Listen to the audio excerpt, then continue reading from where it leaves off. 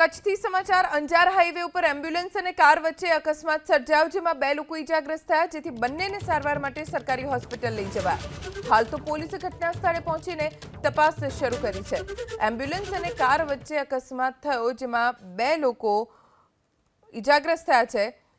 અમારા સંવાદદાતા હર્ષદ ઠાકુર પાસેથી જાણકારી પ્રાપ્ત કરીશું। હર્ષદ, અકસ્માતની ઘટના બની કેવી રીતે?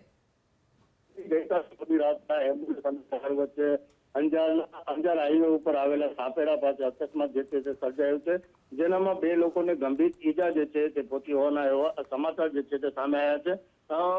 અકસ્માતના કારણે ટ્રાફિક જામના દ્રશ્યો પણ જે છે પરંતુ સ્થાનિક પોલીસ ઘટના સ્થળ ઉપર પહોંચી અને ટ્રાફિક જે છે તે હળવું કર્યું હતું અને ઈજા જેને ગંભીર ઈજા પહોંચી હતી તેને સરકારી હોસ્પિટલમાં સારવાર માટે ખસેડવામાં આવ્યો છે। આભાર હર્ષદ, જાણકારી આપવા માટે। તો હાલ સમગ્ર મામલે પોલીસે તપાસ શરૂ કરી છે, ઈજાગ્રસ્તો સારવાર હેઠળ છે।